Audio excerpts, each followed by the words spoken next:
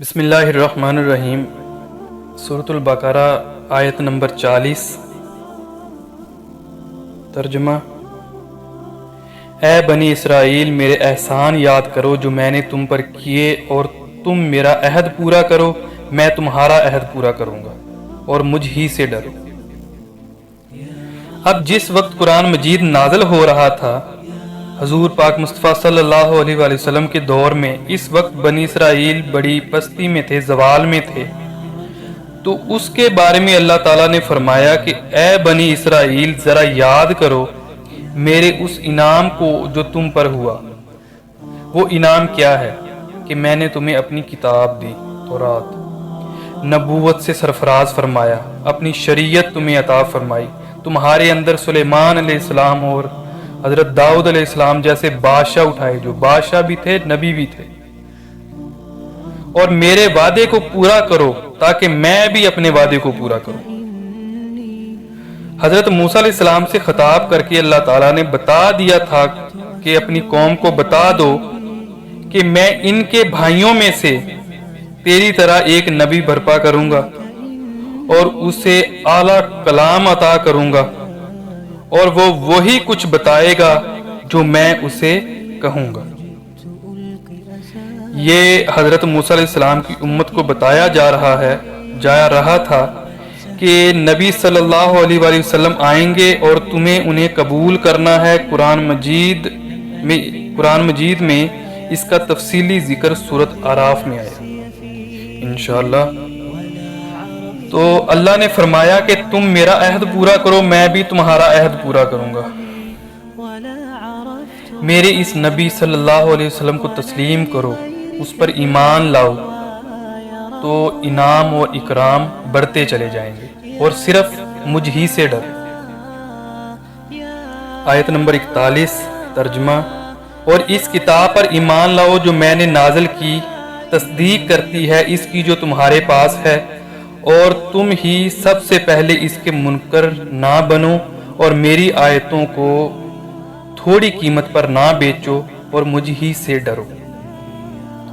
اور ایمان لاؤ اس پر جو میں نے نازل کیا ہے، جو تمہارے پاس ہے، تورات، اس کی تصدیق کرتے ہوئے آیا ہے۔ اب اس کے دو معنی ہیں۔ ایک تو قرآن تصدیق کرتا ہے انجیل کی اور تورات کی، اور دوسری یہ کہ قرآن مجید اور محمد صلی اللہ علیہ وآلہ وسلم ان پیش گوئیوں کے صادق بن کر آئے ہیں جو تورات اور انجیل میں تھیں، کہ جو پیش گوئیاں بتائی گئیں وہ سب سچی ہو گئیں۔ اور دیکھو تم ہی سب سے پہلے ان کا کفر کرنے والے نہ بن جاؤ۔ تمہیں تو سب کچھ معلوم تھا، تم تو منتظر تھے، تم تو آخری نبی صلی اللہ علیہ وسلم کے انتظار میں تھے، اور ان کے حوالے سے، ان کے وسیلے سے دعائیں کیا کرتے تھے کہ اے اللہ اس آخری نبی صلی اللہ علیہ وسلم کے واسطے ہماری مدد فرما، اور کافروں کے مقابلے میں ہمیں فتح عطا فرما۔ لیکن تم ہی سب سے بڑھ کر کافر ہو گئے ہو، تم ہی سب سے بڑھ کر دشمن ہو گئے ہو۔ اور دیکھو میری ان آیات کے عوض حقیر سی قیمت قبول نہ کرو، اس دنیا کے سامان کے پیچھے میری آیات کو نیچا نہ دکھاؤ، اور صرف مجھ ہی سے ڈرو، میرا تقوی اختیار کرو۔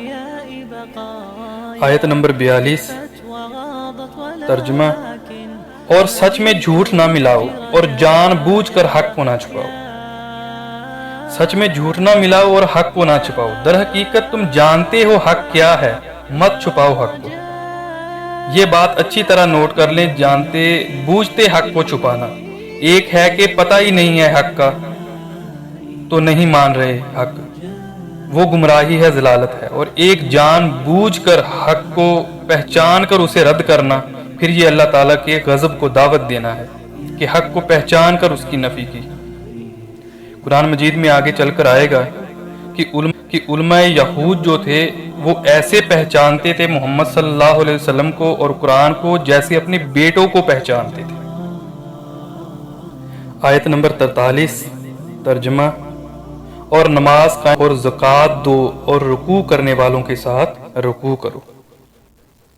ان یہودیوں نے رکوع کو اپنے ہاں سے خارج کر دیا تھا، جھکتے ہی نہیں تھے اللہ کے سامنے۔ تو یہ با جماعت نماز کی طرف اشارہ ہے۔ کہ رکوع کرنے والوں کے ساتھ رکوع کرو، جھکنے والوں کے ساتھ جھکو۔